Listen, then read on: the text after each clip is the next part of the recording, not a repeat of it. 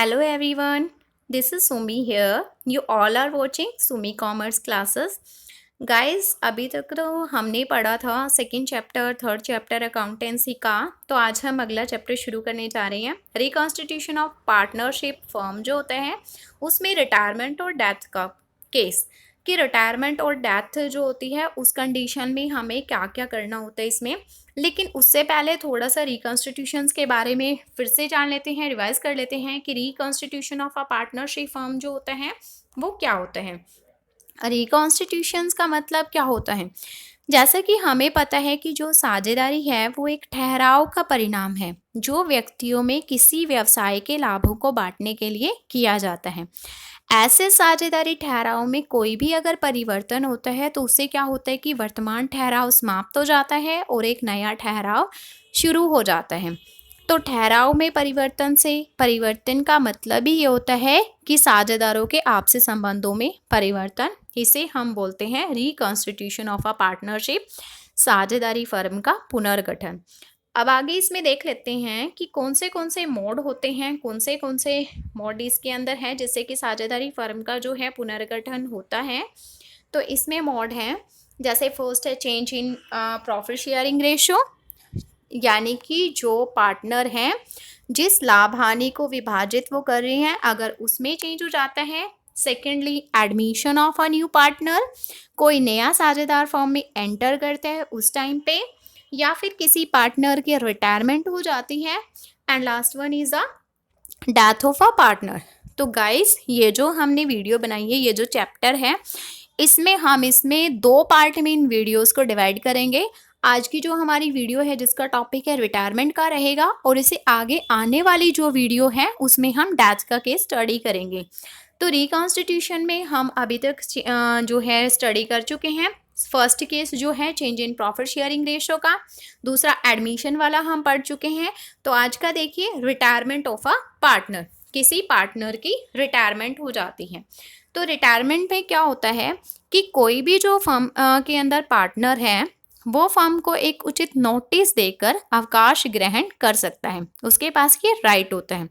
तो किसी साझेदार के अवकाश ग्रहण करने पर क्या होता है कि पुरानी साझेदारी समाप्त हो जाती है, लेकिन फर्म क्या करती है, काम करती रहती है। तो इसके बीच जो बाकी के साझेदार होते हैं उनमें नई साझेदारी की स्थापना हो जाती है। तो ये है रिटायरमेंट। अब उसके बाद है कि जब कोई पार्टनर अगर अपनी मर्जी से रिटायरमेंट, जिसे हम वॉलंटरी रिटायरमेंट बोलते हैं, कि अवकाश ग्रहण करता है, तो अवकाश ग्रहण करने वाले साझेदार को क्या प्राप्त करने का अधिकार है। अब वो फर्म से जा रहे हैं, रिटायरमेंट ले रहे हैं, तो जाहिर सी बात है कि उसको कुछ ना कुछ फर्म में से मिलेगा। तो उसे क्या क्या मिलेगा? First of all share in goodwill after revaluation. इसके लिए क्या किया जाता है कि जो फर्म की संपत्तियां हैं, जो फर्म के दायित्व हैं, उन सभी का पुनर्मूल्यांकन किया जाता है। तो उसका जो भी हिस्सा बनता है गुडविल में रिवैल्यूएशन के बाद वो लेने का अधिकार होता है। Secondly share in the last year reserves. तो जो भी संचय होते हैं, लास्ट ईयर के जो रिजर्व्स होते हैं उसमें उसका हिस्सा। Share in revaluation of asset and liabilities, एक ख्याति में हिस्सा, और एक जब हम उनकी एसेट और लाइबिलिटीज को रिवैल्यूएट करते हैं तो वो भी इसे प्राप्त करने का अधिकार होता है। उसके बाद नेक्स्ट है साझेदार को अवकाश ग्रहण जब वो करता है तो उस टाइम पे कौन सी समस्याएं आती हैं, हमें क्या क्या कैलकुलेट करना पड़ता है। तो वो देखिए, फर्स्ट ऑफ ऑल शेष जो साझेदार बचेंगे उनके नए लाभ विभाजन अनुपात को ज्ञात करना कि बाकी के जो पार्टनर हैं, अब मान लिया कि एक फर्म में ए बी सी 3 पार्टनर्स थे। अगर ए रिटायर हो जाता है तो बाकी के पार्टनर कौन से बचे, बी और सी, यानी कि शेष साझेदार ये हुए।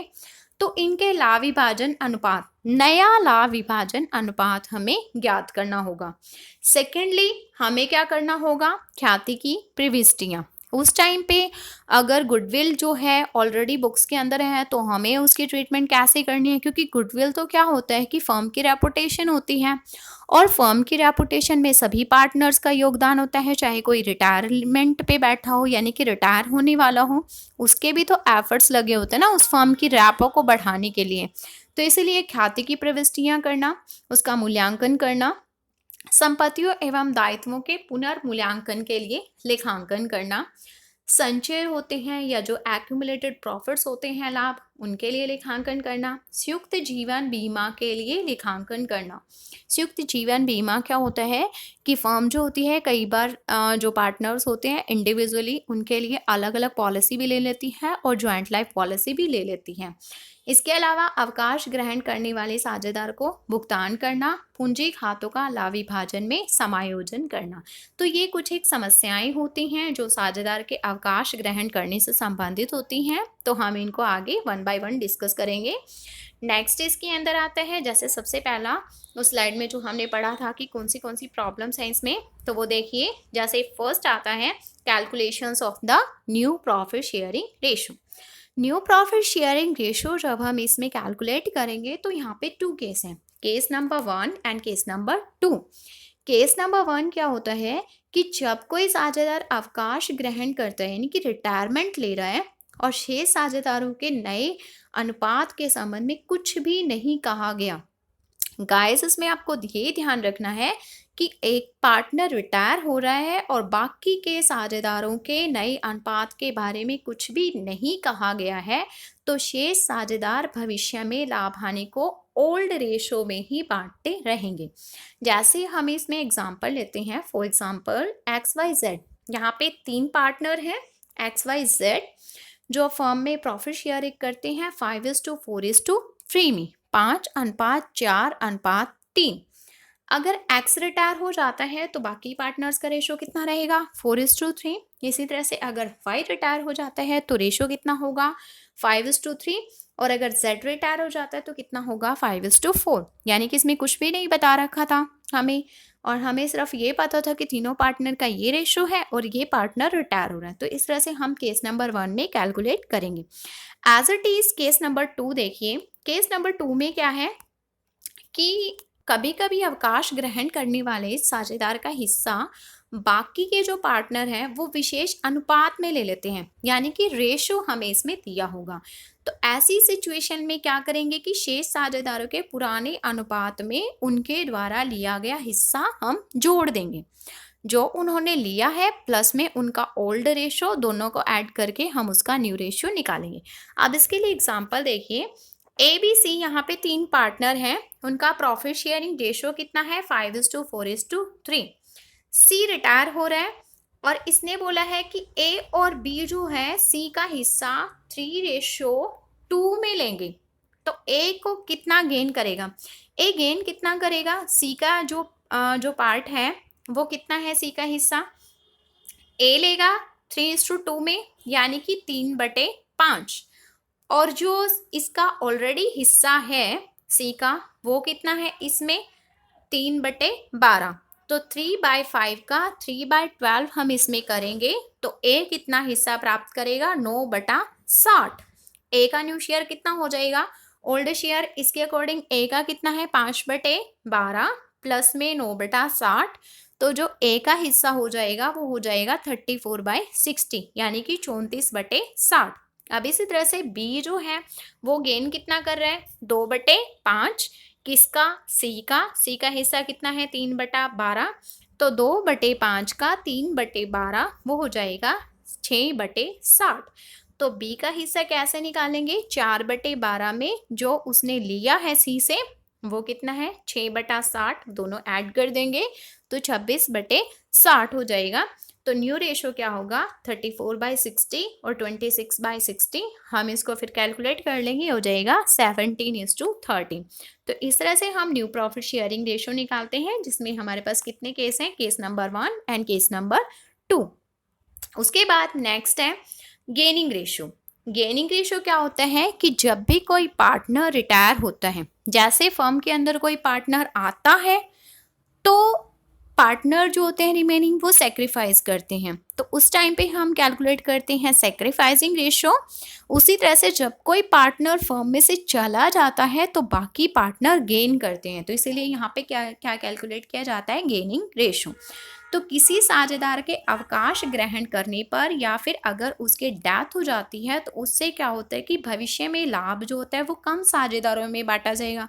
क्यों? क्योंकि वो पार्टनर तो ऑलरेडी चला गया, बाकी ये जो रिमेनिंग पार्टनर है उन्हीं में तो बांटा जाएगा, इसीलिए उनका पार्ट जो होता है उसमें कुछ ना कुछ वृद्धि होती है।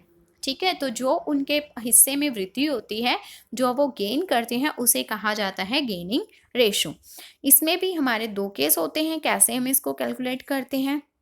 यदि किसी साझेदार के अवकाश ग्रहण करने के बाद शेष साझेदारों के नए लाभ प्राप्ति अनुपात नहीं दिए जाते हैं तो ये माना जाएगा कि शेष साझेदार जो हैं वो पुराने अनुपात में ही बांटेंगे, तो जो ओल्ड रेशो है वही उनका माना जाएगा। और केस नंबर 2, यदि शेष साझेदारों का नया अनुपात भी दिया हो तो लाभ प्राप्ति के लिए हम निकालते हैं गेनिंग रेशो न्यू रेशो में से ओल्ड रेशो को माइनस करके। क्लियर? तो ये होता है गेनिंग रेशो।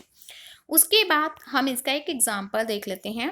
इसमें क्या दिया है कि ABC पार्टनर थे, उनका प्रॉफिट शेयरिंग रेशो है 2/6, 1/2, 1/6। ए जो है पार्टनर वो रिटायर हो जाता है और वो सरेंडर करता है, यानी कि उसका हिस्सा वो 2/3 share in favour of B के लिए सरेंडर करता है। और बाकी जब 1 का 2/3 वो उसने बी के फेवर में किया है सरेंडर, तो 1/3 बचा जो किसके फेवर में वो सरेंडर करता है, सी के में। अब हमें कैलकुलेट करना है न्यू प्रॉफिट शेयरिंग रेशो और गेनिंग रेशो।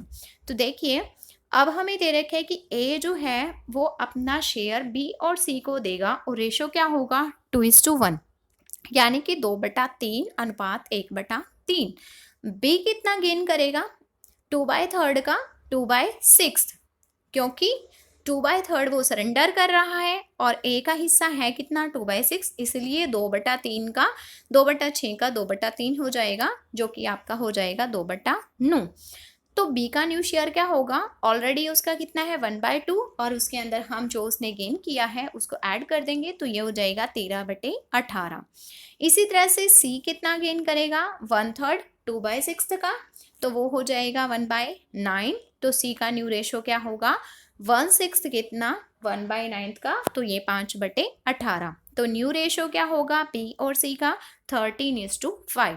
अब उन्होंने गेनिंग रेशो के लिए, गेनिंग रेशो कितना होगा 2/1 सॉरी, क्योंकि ए ने सरेंडर किया ना उसका शेयर प्रॉफिट का 2/1 में, बी और सी में, क्योंकि वो सरेंडर करते हैं इसलिए उनका गेनिंग रेशो 2/1 होगा। तो ये तो था गेनिंग रेशो का एग्जाम्पल। अब उसके बाद आता है अकाउंटिंग ट्रीटमेंट ऑफ गुडविल। अवकाश ग्रहण करने वाले या अगर कोई पार्टनर डेथ हो जाती है किसी पार्टनर की, यानी कि मृतक साझेदार, उसको अपने हिस्से की ख्याति को भी पाने का अधिकार होता है, क्योंकि फर्म के द्वारा अर्जित की गई जो रेपुटेशन होती है, जो ख्याति होती है, उसमें सभी साझेदारों के प्रयासों का परिणाम होती है वो। इसीलिए इसके साथ ही भविष्य के लाभों का कुछ भाग वर्तमान ख्याति के कारण भी अर्जित किया जाता है, क्योंकि आज हमारी जो रेपुटेशन है उसका प्रॉफिट्स हमें आगे मिलेगा। और अवकाश ग्रहण करने वाला या फिर जो जिस पार्टनर की डेथ हो जाती है मृतक साझेदार, उन लाभों में उसको हिस्सा नहीं मिलेगा, उसको वो मतलब हिस्सा नहीं ले पाएगा आगे, क्योंकि वो तो रिटायर हो चुका है। इसलिए क्या किया जाता है कि जो भी रिटायरिंग पार्टनर होता है या फिर जिस पार्टनर की डेथ हो जाती है, उसको इसके बदले में ख्याति के रूप में हम क्या करते हैं, कॉम्पनसेट करते हैं। ठीक है, क्षतिपूर्ति की अमाउंट देते हैं। तो किसी साझेदार के अवकाश ग्रहण के समय ख्याति के लिए हम करेंगे समायोजन प्रविष्टि। समायोजन साझेदारों के पूंजी खातों के माध्यम से हम करेंगे। इसके लिए हम एंट्री करेंगे continuing partners capital account debit. याद रखना रेशो कौन सा होगा, गेनिंग रेशो टू रिटायरिंग या फिर डिसीज्ड पार्टनर, यानी कि जो पार्टनर रिटायर हो रहा है वो, या जिस पार्टनर की डेथ हो जाती है, his share in goodwill. Clear? तो ये होगी अकाउंटिंग ट्रीटमेंट गुडविल की इन केस ऑफ रिटायरमेंट या in case of death of a partner. उसके बाद इसमें आता है कि अगर गुडविल अकाउंट जो होता है वो ऑलरेडी बुक्स में है, तो किसी साझेदार के अवकाश ग्रहण करने या मृत्यु के समय अगर ख्याति खाता बैलेंस शीट में पहले से विद्यमान है तो पहले की तरह हम इसमें क्या करेंगे, उसको राइट ऑफ कर दिया जाएगा। उसके लिए हम एंट्री क्या करेंगे, all partners capital account debit to goodwill account. उसके बाद है एडजस्टमेंट एक्यूमुलेटेड प्रॉफिट्स। जैसा कि हमने इसमें पढ़ा था कि हम एक्यूमुलेटेड प्रॉफिट्स या रिजर्व्स का भी इसके अंदर क्या करते हैं, ट्रीटमेंट। तो अगर बैलेंस शीट में अवकाश ग्रहण के समय कोई भी रिजर्व्स है या फिर एक्यूमुलेटेड प्रॉफिट है या लॉस है, तो इन्हें क्या किया जाएगा, अवकाश ग्रहण करने से पूर्व यानी कि पार्टनर के रिटायर होने से पहले ही सभी साझेदारों के पूंजी खातों में उनके ओल्ड रेशियो यानी कि पुराने अनुपात में ट्रांसफर कर दिया जाएगा।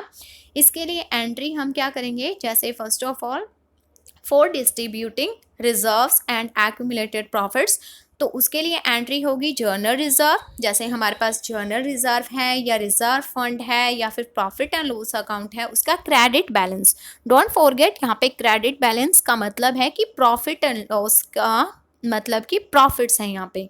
तो general reserve, reserve fund, profit and loss account debit to all partners capital account या करंट अकाउंट, और रेशियो कौन सा होगा, ओल्ड रेशियो।